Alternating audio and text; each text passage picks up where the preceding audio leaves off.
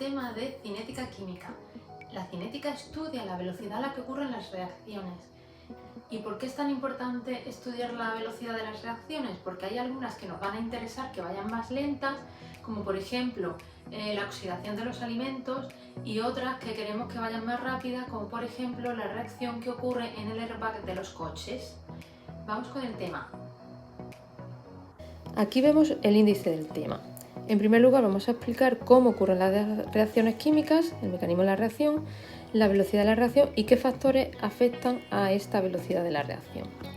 Pues vamos al punto 1, los mecanismos de la reacción. Tenemos dos teorías, la teoría de las colisiones y la teoría del complejo activado. Son complementarias, ¿vale? Entonces vamos a empezar con la teoría de las colisiones. Pues la teoría de las colisiones dice, para que se rompan los enlaces de los reactivos y se formen los enlaces nuevos de los productos, los reactivos tienen que chocar de una manera eficaz. Y para que los choques sean eficaces tienen que darse dos condiciones muy importantes, dos cosas se tienen que cumplir. Que las sustancias choquen con suficiente energía cinética y que tengan la orientación adecuada. ¿Vale? Entonces la teoría de colisiones repasamos, dice que tienen que haber choques eficaces y los choques eficaces deben cumplir dos condiciones, que tengan suficiente energía y la orientación adecuada. Bueno, pues vamos con la teoría del complejo activado. En el complejo activado tenemos que tener en cuenta que este es un estado intermedio transitorio donde se están rompiendo los enlaces de los reactivos y se están formando lo de los productos.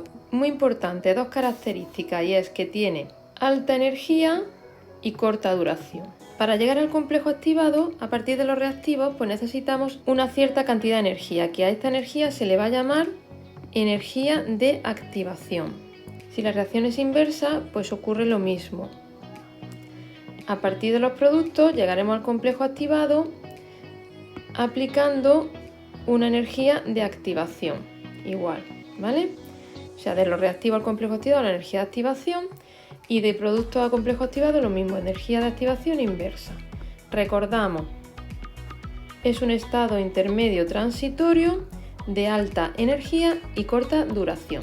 Vamos a ver los diagramas entálpicos, esto es muy importante. En un diagrama entálpico estudiamos la energía conforme va ocurriendo la reacción, o sea, la energía en función del avance de la reacción. Y tenemos dos tipos de reacciones, las reacciones exotérmicas y las reacciones endotérmicas. En las reacciones exotérmicas, los reactivos tienen, fijaros, más energía que los productos, aquí los reactivos están más altos en el eje de la energía, o sea que los reactivos tienen más energía que los productos y por eso la variación de la entalpía es negativa, es menor que cero, ¿vale? En la reacción endotérmica ocurre lo contrario, los reactivos tienen menos energía que los productos y por lo tanto luego el incremento de energía va a ser positivo. Fijaros que el máximo de energía es el complejo activado, como os he dicho es un estado intermedio de alta energía. Con esto terminamos el punto 1 del tema. Ya hemos explicado las dos teorías que explican el mecanismo de reacción y vamos al segundo punto, la velocidad de la reacción.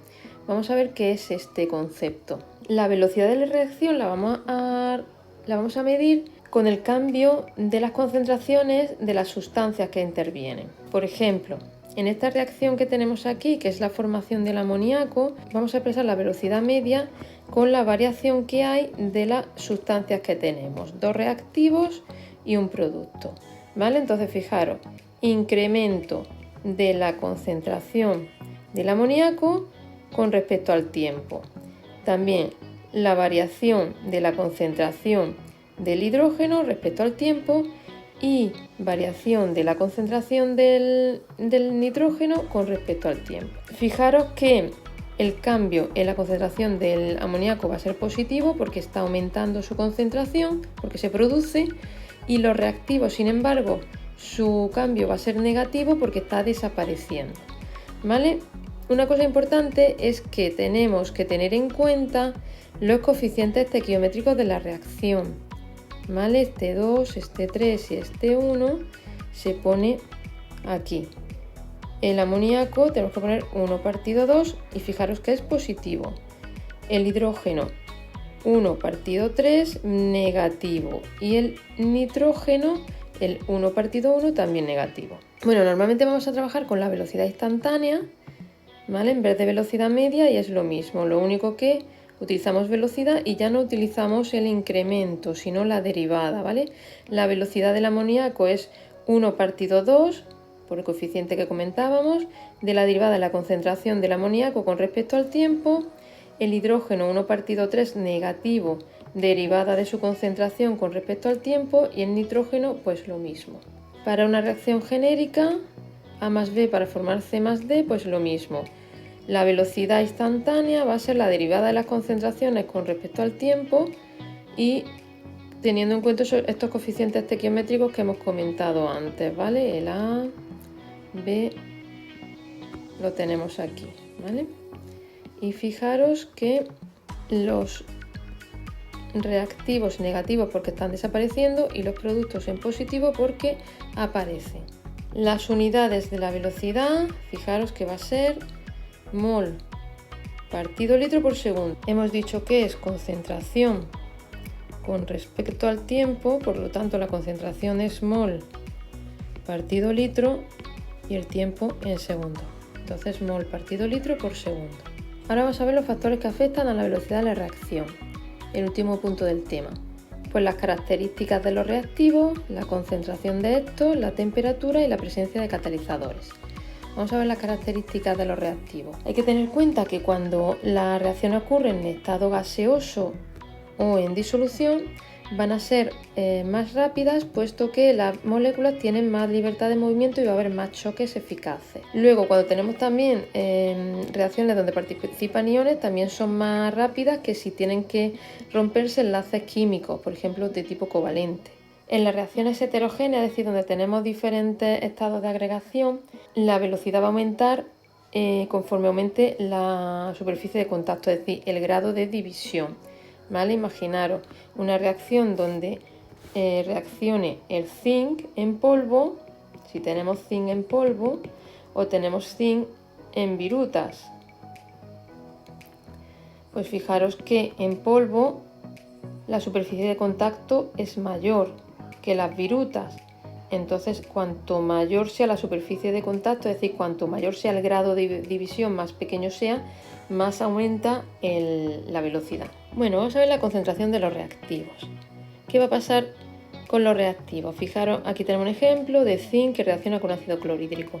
¿Qué pasará si la concentración de ácido clorhídrico es mayor? Al aumentar la concentración de ácido clorhídrico va a ser mayor la velocidad de la reacción. Lo podemos explicar por cualquiera de las dos teorías que hemos visto antes.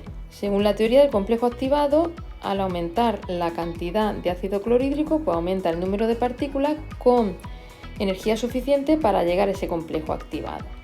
O con la teoría de los choques, pues al aumentar la cantidad de ácido clorhídrico, la concentración de ácido clorhídrico aumenta el número de partículas por unidad de volumen y por lo tanto la frecuencia de los choques va a ser mayor. Y al aumentar la frecuencia de los choques seguro que hay más choques eficaces. Bueno, la concentración de los reactivos lo vemos también que aparece en la ecuación de la velocidad. Importante, ecuación de la velocidad. Fijaros que para una reacción genérica de A más B para dar C más D, pues la ecuación de la velocidad va a tener esta forma. V es igual a K, concentración de A elevado a N por concentración de B elevado a M. Importante, K es la constante de la velocidad, A y B son las concentraciones de los reactivos, como hemos dicho, N y M son los órdenes parciales, se les llama, de la reacción. Son números enteros, no pueden ser fracciones. Y la suma de estos dos es el orden total. Importante, fijaros que aquí pone N y M y no pone A y B. ¿Qué significa? Que los órdenes parciales no tienen por qué coincidir con A y B, ¿vale? Solo coinciden con A y B cuando nos dicen que son reacciones elementales.